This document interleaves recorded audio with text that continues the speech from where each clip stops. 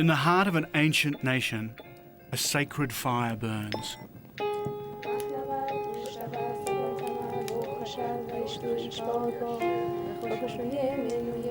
It hasn't been extinguished for over 2,000 years.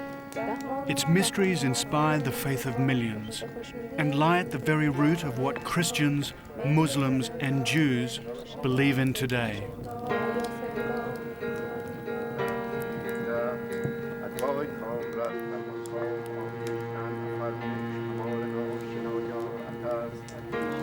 If I am to find it, I'll have to set out on a 2,500-mile journey, a journey which takes me behind a lifting veil of Islamic fundamentalism, to a place where time and history began.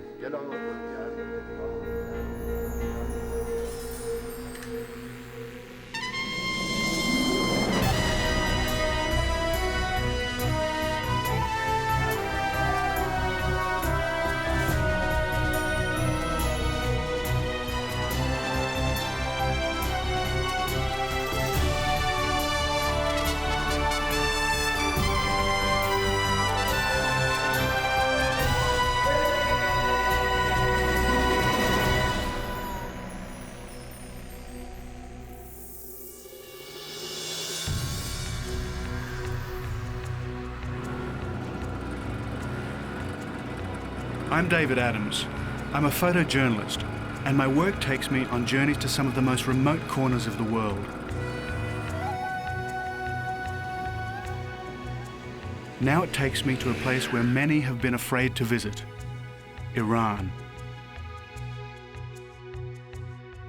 Now, Iran's not strictly at the ends of the earth, but because it's been effectively off-limits to so many Westerners for so long, it's still a land shrouded in mystery. My journey starts in the Iranian capital, Tehran, where I discover one of its more lethal amateur sports: extreme jaywalking.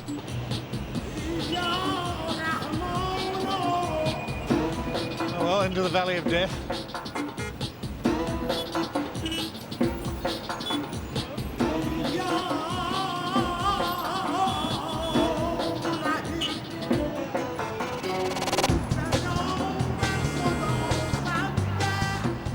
This is a daily game of chicken between determined flesh and unrelenting steel.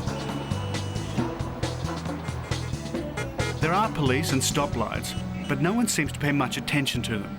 So for extreme conditions, it's best to show extreme confidence.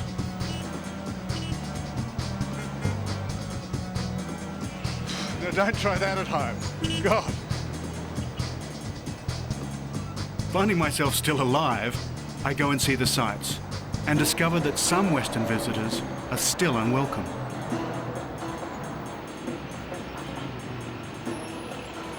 These were the walls of the United States Embassy in Tehran. Behind them, a group of revolutionaries once held 52 Americans hostage for over a year. The graffiti still proclaims Iran's hatred for America, a country they call the Great Satan, and everywhere the face of Ayatollah Khomeini, father of the Islamic Revolution. While strict Islamic law can still jail a woman who forgets to cover her head, or whip a man who drinks a beer, that law is now being observed less strictly.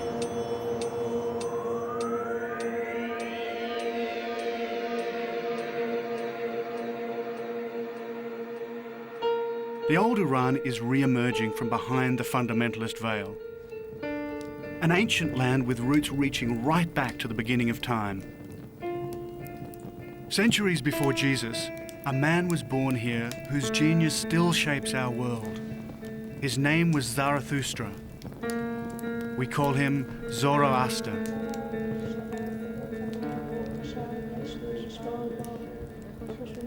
Fire was his fascination.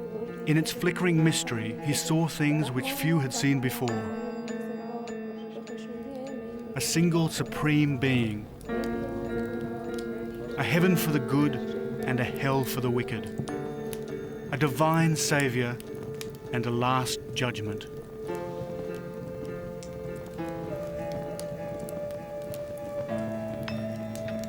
Jews and Christians have long embraced versions of these beliefs, beliefs which are still at the centre of our civilization today. So for me, this is as much a spiritual journey as a physical one, as I head into Iran's remotest corners in my search for Zoroaster's eternal flame. My route takes me northwest into the Elburz, a long finger of mountains on the southern shores of the Caspian Sea. Here, I hope to catch a bus deeper into the mountains.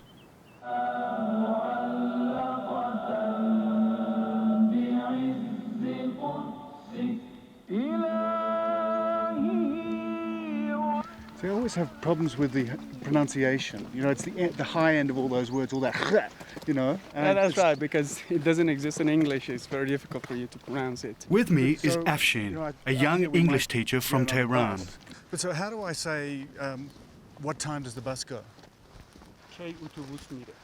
K autobus mire. Yes, K means. Aside from his English, Afshin was also a bodyguard to an Iranian president.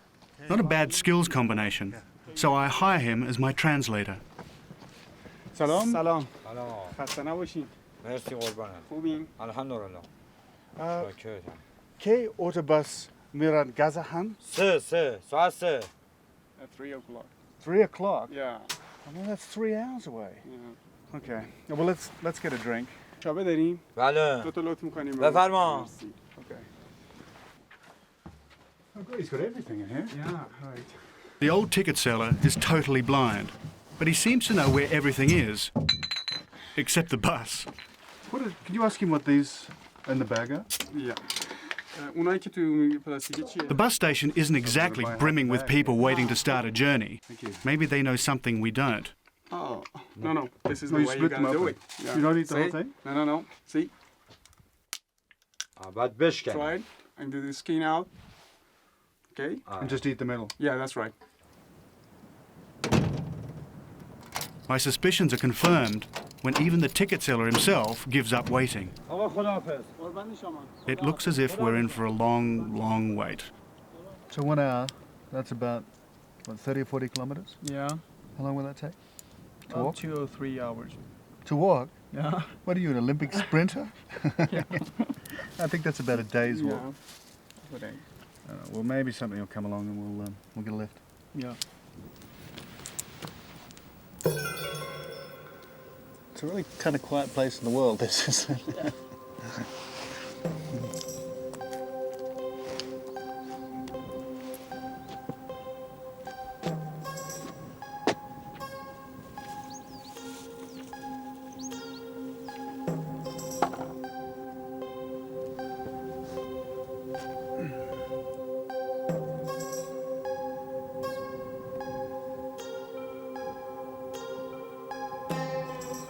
We're stuck in the middle of nowhere, an Islamic revolutionary nowhere. They may have been able to enforce Quranic law, but they can't make the buses run on time.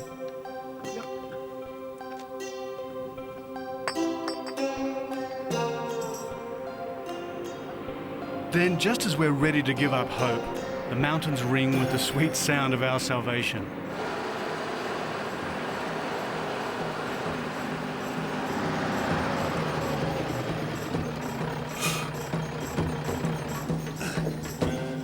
It's not a bus, just a kind truck driver who takes pity on us wayward travellers.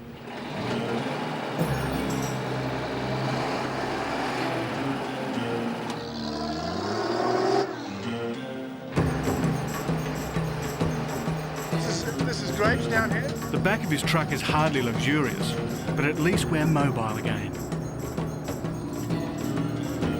Yeah, this is great. Here we get out.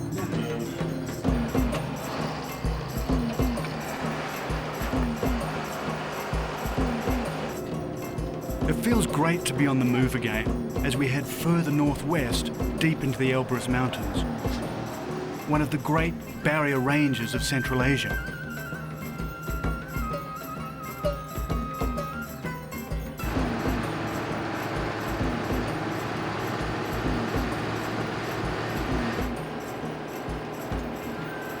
Some of these peaks are over 10,000 feet high, That's 3,000 metres.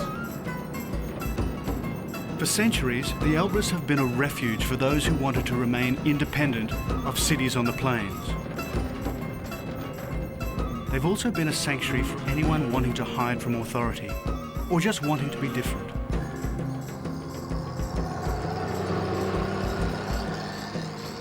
And these mountains have also been a place from which to plot mayhem. My journey's about to take me into the lair of the assassins and the fortress of a very dangerous man.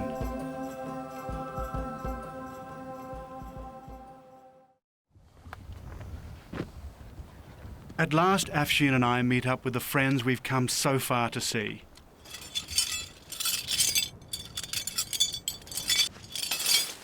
While Reza is an expert mountaineer, his mentor, Aziz, is a legend. One of only 4 Iranians who've conquered Mount Everest.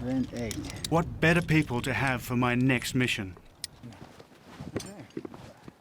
Gear checked and packed, we set off for the place whose name means eagle's teaching, Alamut.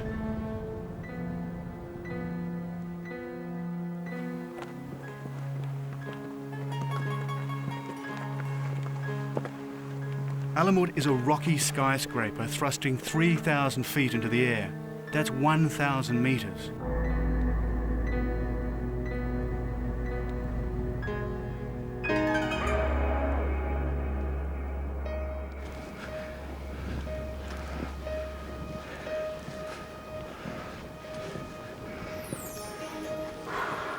Maybe it's just the extraordinary shape, but as you toil up its slopes, you begin to understand why some people believe that certain spots on Earth possess uncanny powers.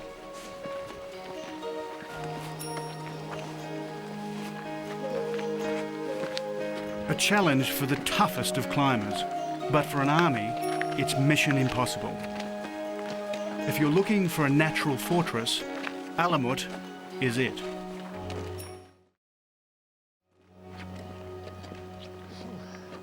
This is quite a tough climb. But in the Middle Ages, anybody travelling in these mountains would have found it a lot tougher because they would have been wearing full body armour. Because the man who lived on the top of this mountain was the most feared in all the Middle East and even beyond. His name was Hassan al-Sabah, the old man of the mountains. And from Alamut he launched a reign of terror. Back in the 12th century, the Turks ruled Iran and the Crusaders held Jerusalem. To battle these invaders, Hassan invented a new weapon.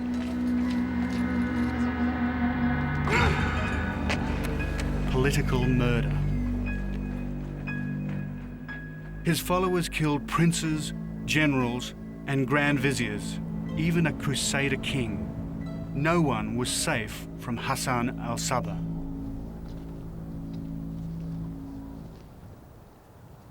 Tradition has it that he acquired such powers over his followers by drugging them with hashish. As a result, a new word entered the English language. In Arabic, they were called hashishin. We call them assassins.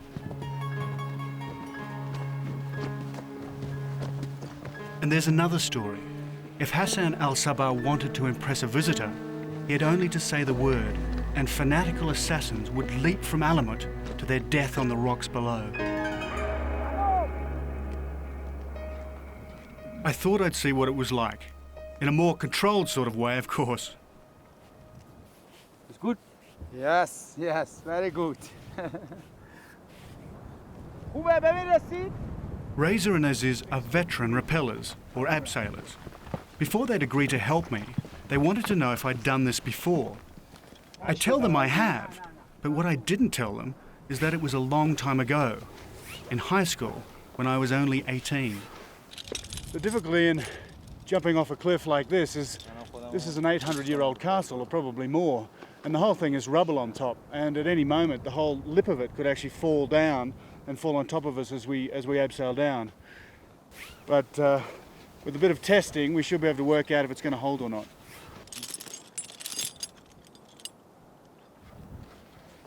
That's good. Okay. نه منم میذارم سر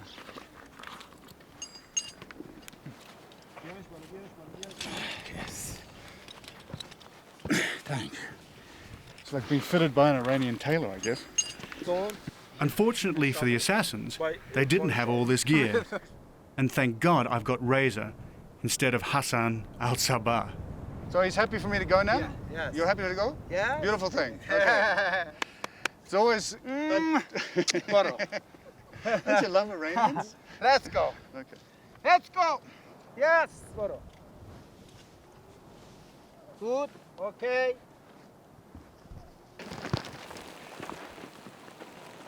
A little unfirm. I always knew that someday I'd go over the edge.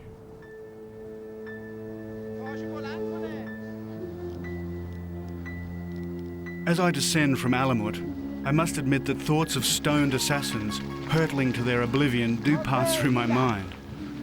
But of more concern are the stones from this crumbling fortress hurtling down by my head.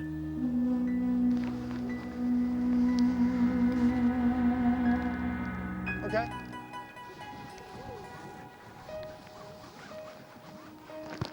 The thing about doing this is that it's somewhere between fear and absolute elation.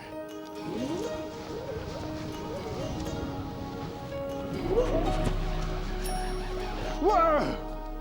Oh, man. And now I reach the bottom, where hundreds of assassins met their doom.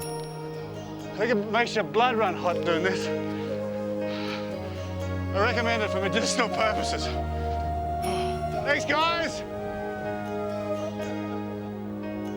Fantastic. Oh, wow.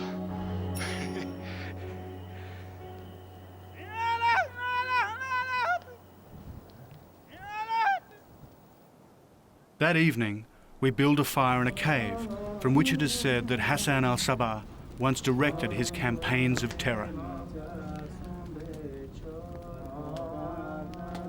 Aziz sings songs about the mountains, and as darkness falls, our singing keeps the ghosts of Alamut at bay.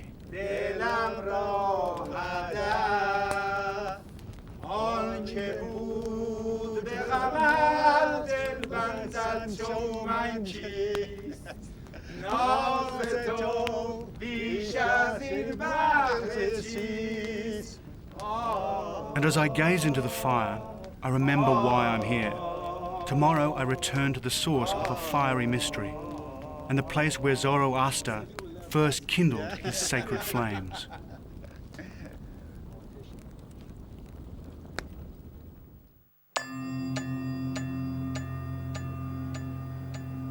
Further on into northwestern Iran, the snows from Central Asia sweep across the mountains as the winter temperatures plunge below zero. Now I head off alone on a personal mission to a place called Takht-e Soleyman, Solomon's throne.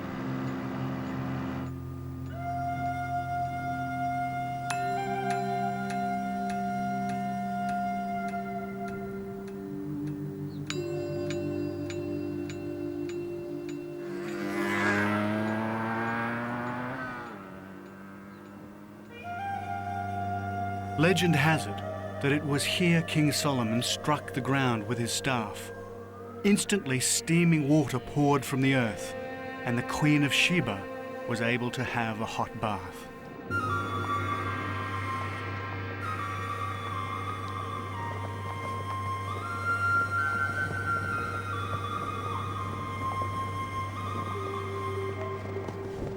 But there's another legend. Also beside this thermal lake, I find the ruins of a Zoroastrian temple. This is one of the places where the great mystic, Zoroaster, is supposed to have been born. In this pit, some of the most sacred fires of Zoroastrianism once burned. Eternal flames tended by priests called magis. Magic flames, for that's the source of the word magic. Flames never to be extinguished.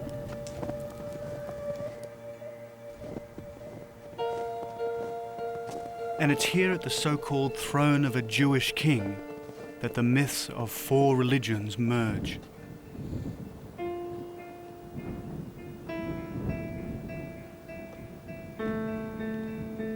It was from here, 2,000 years ago, that three magi set off in search of a newborn child, guided by a star.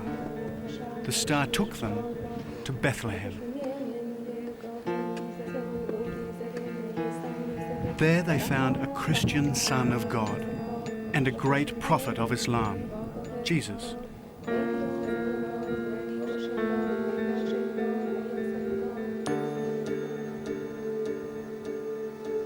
But further up the road, I go back another 1,000 years. This is the biblical land of Nod, where Cain slew Abel. The further I travel, the further back in time I seem to go. To the beginning of time itself, in fact. For somewhere around here is supposed to be the place where time began. The Garden of Eden. But the facts don't seem to match my expectations. A glimpse of paradise, perhaps? A garden where Adam and Eve once frolicked in a perfect world? Not this barren, windswept wilderness. I feel disappointed, and then I drive round a corner and see this. Oh, wow, look at this village. It's a village carved from living rock, the home of the Iranian troglodytes. Eons ago, these bizarre conical shapes were formed by lava spewed from an erupting volcano. Here we are at Kandovan. And out of these rocks, they carved their homes, which is why it's called Kandovan. The word means the place that is dug. This is something out of Spielberg.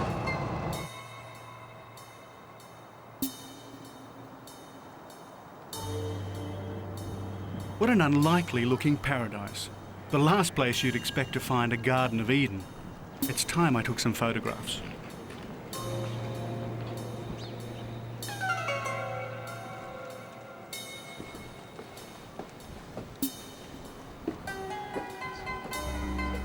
It's pretty quiet in Kandovan. It's said that the river that feeds the Garden of Eden is supposed to flow through here. But I see no river, and I definitely see no garden.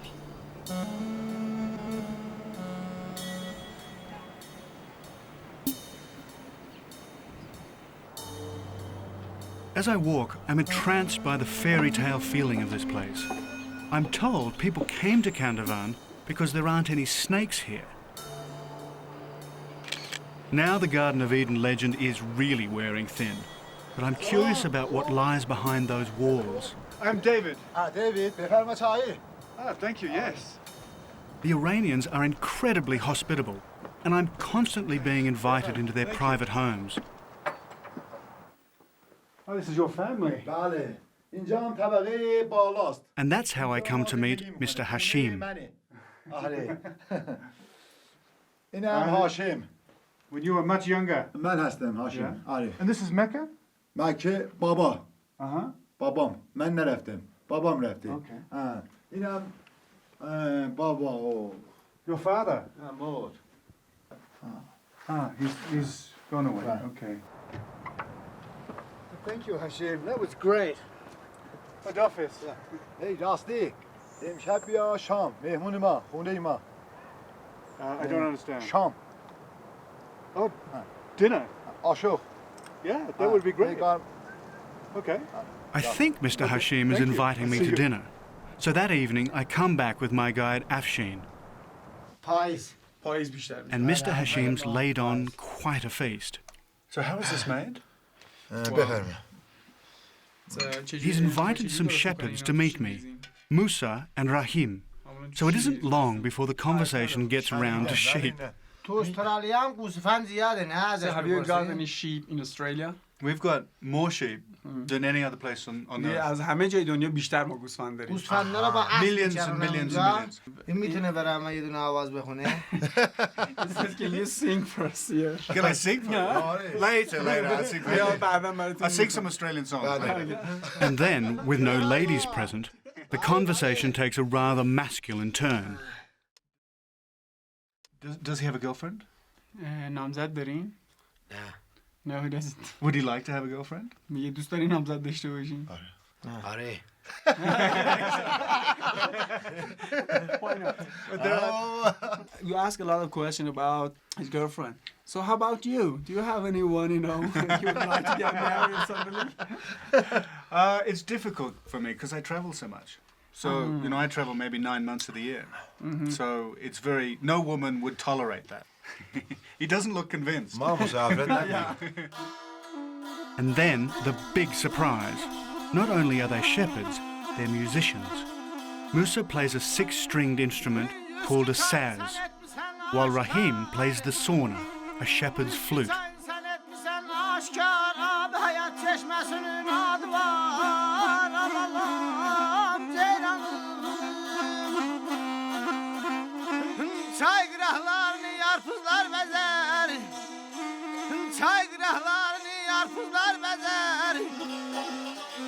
I never do learn exactly what they were singing. I wanted to ask when they'd finished, but they have other plans. Okay. Çalın. Once a jolly swagman camped by a billabong under the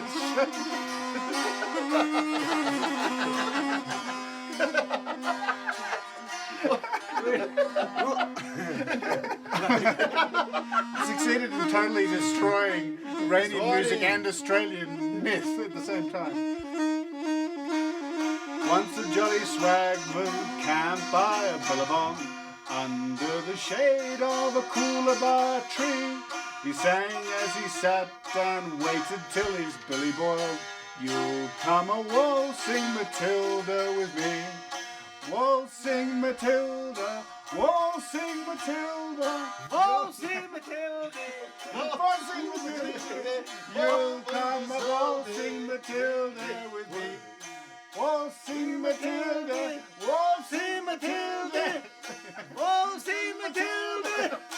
Oh, قشنگی خیلی خوبه خیلی خوبه. مرسی مرسی.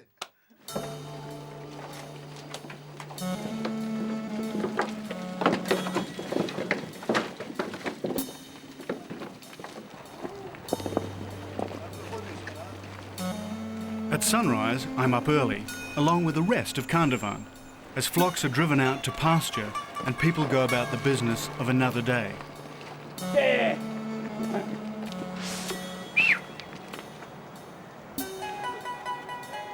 I may not have found the Garden of Eden, but I'm getting closer to the real Iran. But if I want to explore deep into its spiritual soul, I must go further.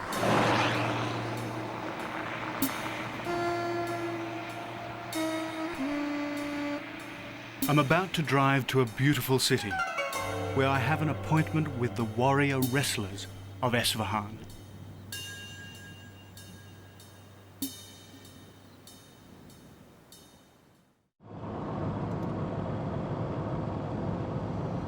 I'm now heading south, through a country that has been well trodden by some of history's greatest men. Alexander the Great, Genghis Khan, Marco Polo, all have passed this way. And now, David Adams and Afshin?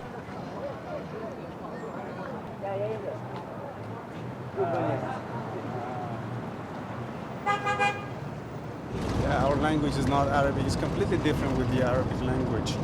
It sounds very different. Yeah, it's completely different. But we use some of the Arabic words.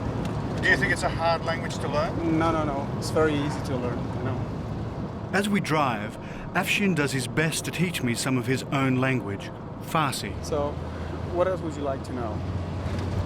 Well, I'd like to know how to ask for a beer, but I can't get a beer in this country, can I? So if we're going into someone's home, what's a correct greeting? ببخشید Babakshid, مزاحمتون شدیم. Mozahamadin, شدیم. Shudim. Very good. ببخشید. Bakshi, ببخشید Babakshi. مزاحمتون شدیم. I'm never going to get this language. Language has never been my forte. My Farsi is terrible. His English is excellent. But I wonder what he's like at Australian. Don't come the raw prawn with me, sunshine. What? Don't come with me on the road, sunshine. Don't come Okay. the raw prawn Don't come the raw prawn. Raw prawn. Raw prawn. You know, like it's a shrimp that's not cooked. Yeah. Okay, raw prawn. Yeah. Don't come the raw prawn with me, sunshine. Don't come the raw prawn with me, sunshine. You know what it means? No, I don't. It's kind of like don't pull my leg. You know, you know someone is joking with you, and it's kind of saying, I know you're joking. Don't do it. Yeah, don't do come it. raw prawn with me, you Don't- sunshine. yeah. As we mangle each other's languages, we arrive in one of Iran's most magnificent places of Islam, the holy city of Esfahan. Esfahan, Nesfa Jahan, the Iranians say. Esfahan is half the world, and on my first morning here, I'm inclined to agree.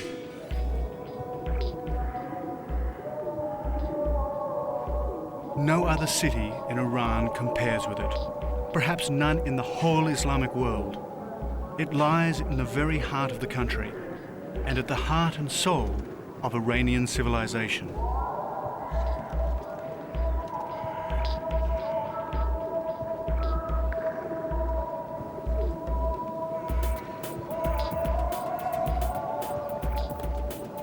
While Shakespeare was a struggling playwright and Sir Walter Raleigh had just set foot in Virginia, Shah Abbas was transforming Esfahan into Iran's new imperial capital. He designed it round a huge central square, still one of the largest squares in the world.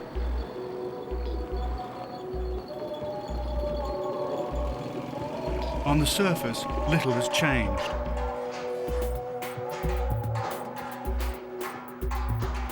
In its bazaars, artisans still beat out copper bowls, as they've done for centuries.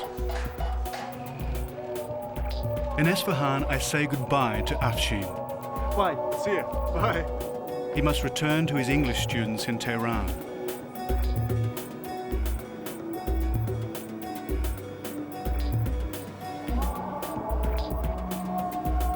In a way, the timing is good. I want to experience Esfahan's greatest glory on my own.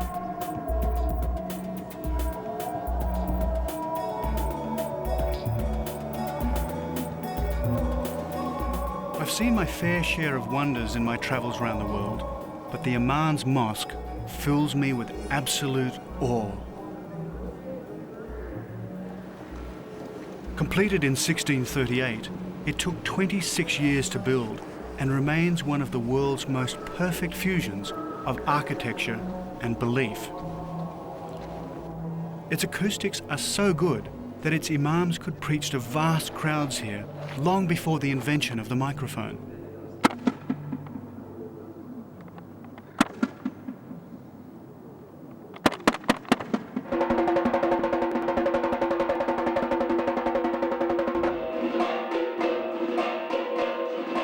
Welcome to the Zukana.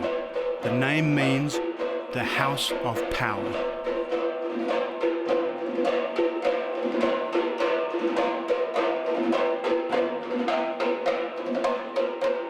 For 1,000 years or so, Iranian men have joined a Zukana to prove their manhood and draw closer to God.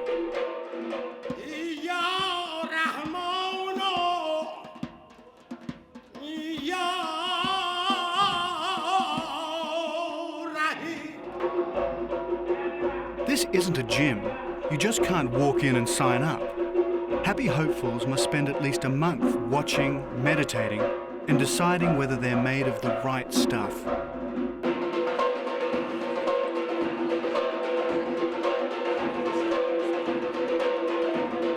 At first, Zukanas seem to be an odd mix of aerobics, circus acts, and trying to make yourself as dizzy as possible. But it's actually a very ancient way of life.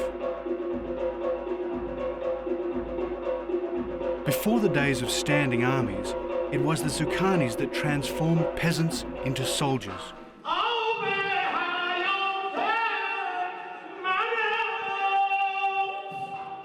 It's really an Islamic version of martial arts. Their trainer is also their spiritual leader.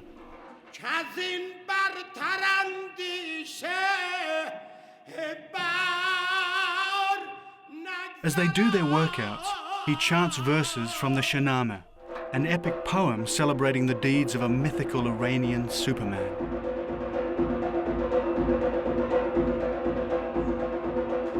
Finally, the spiritual climax. As the trainer beats out his hypnotic rhythm, they take turns at a feat made famous by Sufi mystics, the dance of the whirling dervishes.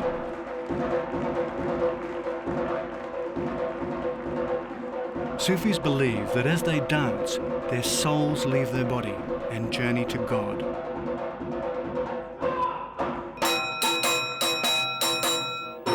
And what is all this building up to? Wrestling, Iranian style.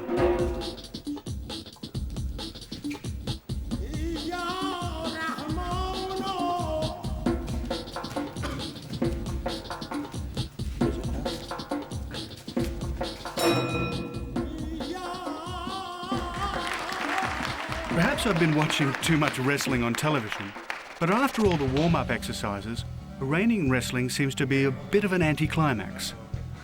That's until I'm handed these. I've never wrestled before. Yeah?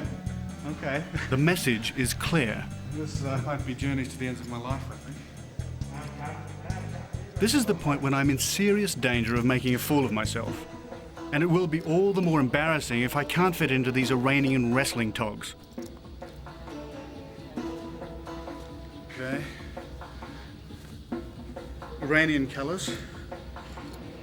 My new friend, his name is Motion, helps me, but it's a tight fit.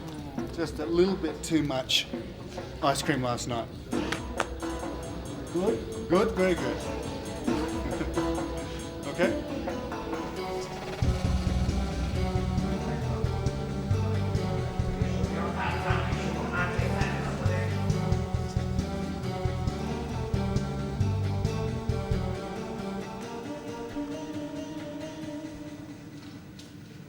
As we enter the ring, I pray that Motion won't be my opponent. But, of course, he is. This is waiting for death.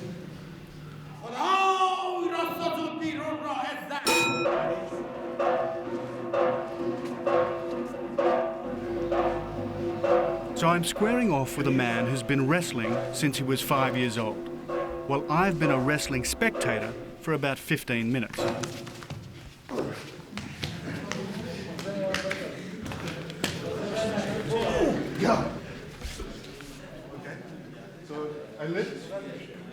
But for some inexplicable reason, I'm not rolling around on the floor. Maybe they don't want to embarrass me. This is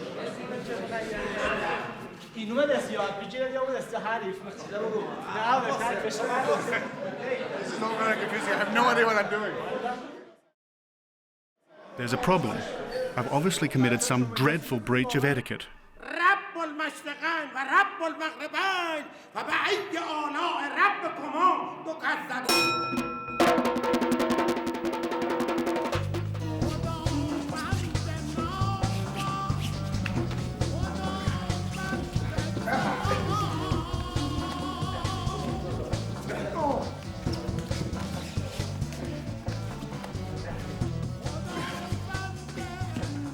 But after only a few minutes up against one of Esfahan's wrestling champions, the referee literally throws in the towel and declares the match a draw.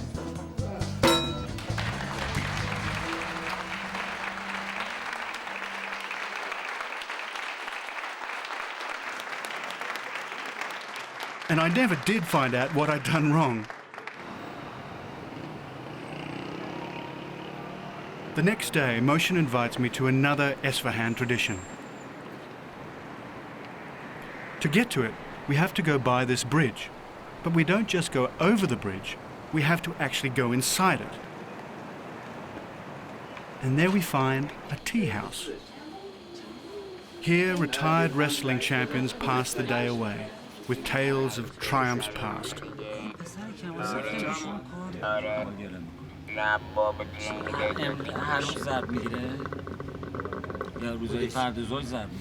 What is the name?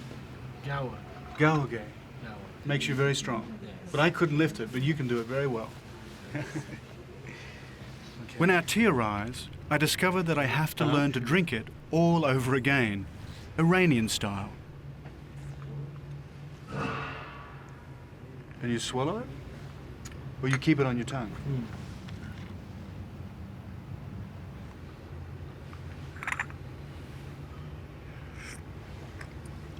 No, we can't do that. Then, just when I've mastered tea drinking, the dreaded hookah arrives. Oh dear, this looks lethal. I feel like the caterpillar in Alice in Wonderland. This is... So tobacco. Ooh. I don't smoke, you know.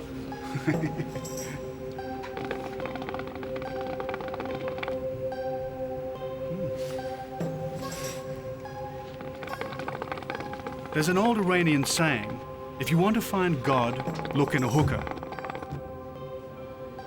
But I suspect there's no truth in it. This one's making me feel decidedly ill. Oh, I'm starting to feel green.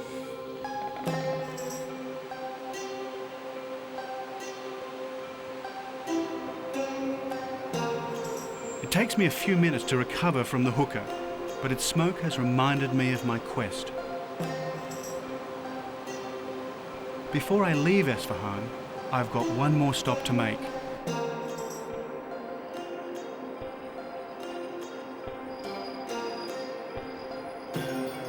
It's a tough climb, but the view is worth it.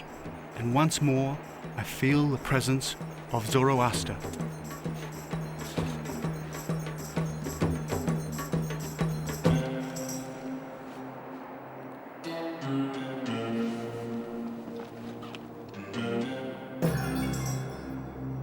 These are the ruins of an ancient temple, once more taking me back to a time that precedes Islam, where once the sacred flames burned.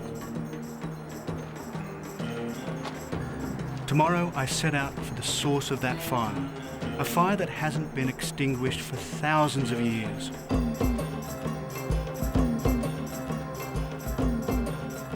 I have an appointment with the people of the flame.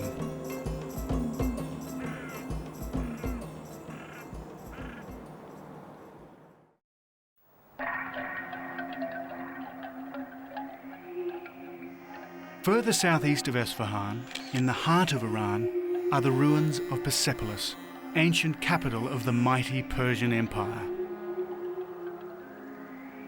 Persepolis is actually its Greek name. In ancient Farsi, it was called Parsa.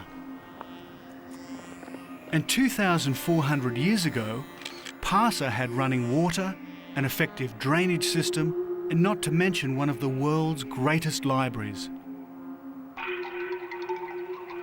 From here, you could send a letter to the ends of the earth. That was until Alexander the Great destroyed Parsa in the 3rd century BC. You know, I've always wanted to come to Persepolis. As a kid, I used to read about Alexander and what the Greeks did when they came here. But walking through these columns, you can just get an impression of what this place must have been like. I mean, these are 60, 70 feet, and the roof was on top of that. It's just mind-blowing, really.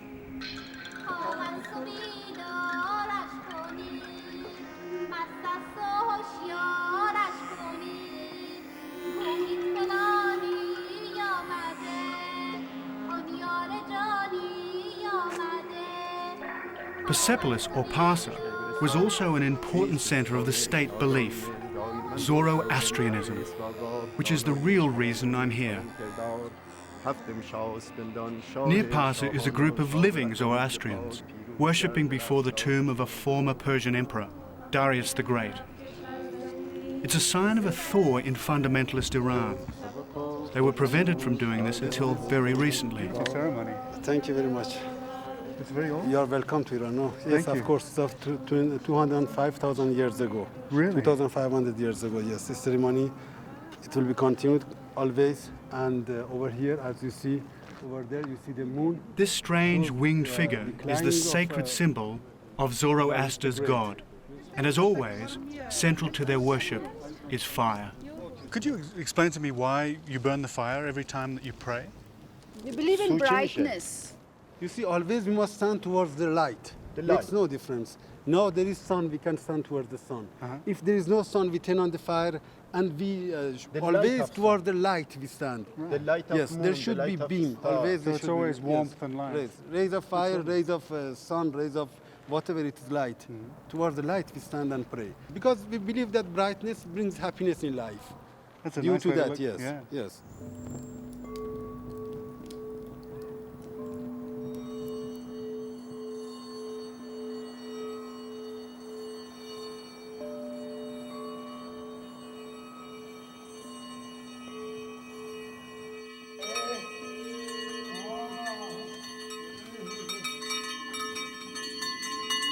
So at last I've found the people of the flame. But if I want to see the ancient flame itself, I must go further east. There I will find the original fire lit all those years ago by Zoroaster.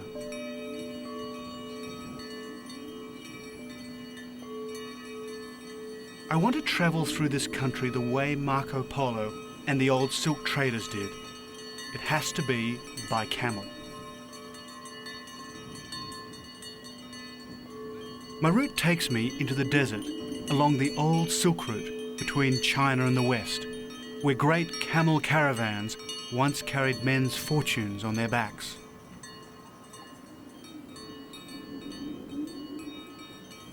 If Marco Polo were alive today, he'd find this valley unchanged. As I travel through these vast primordial spaces, I've almost forgotten the 21st century exists.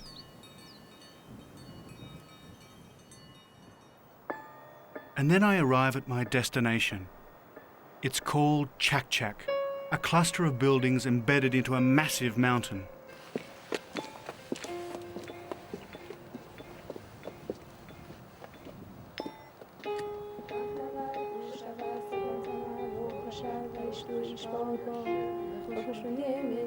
This is the end of my journey.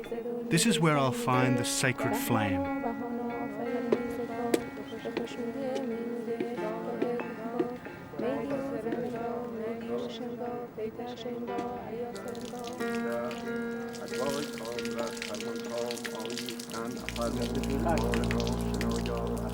Chak-Chak is one of the most important of all Zoroastrian shrines. Anyone entering it must be purified.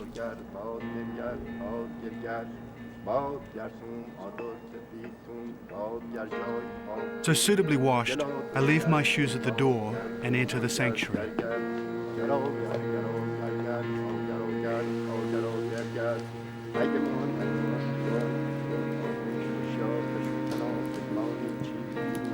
And there before me is the flame I've come all this way to see.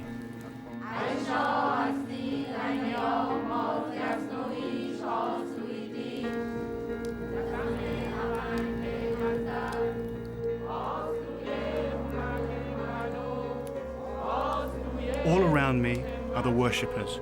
I don't understand the words, but in their faces I see something that needs no translation. And now I gaze at a fire that's been burning for nearly 2,500 years, never extinguished.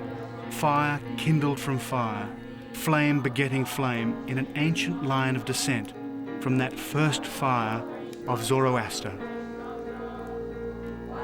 I'm staring at their gift of God.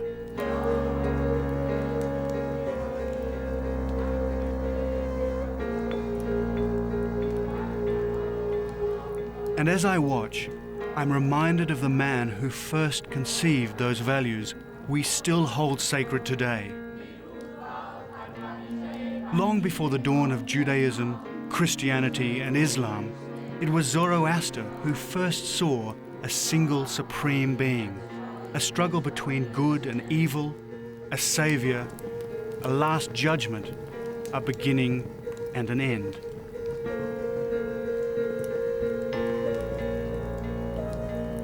And he saw it all in a flame, the flame into which I now gaze, a flame so eternal that it will burn until the ends of the earth.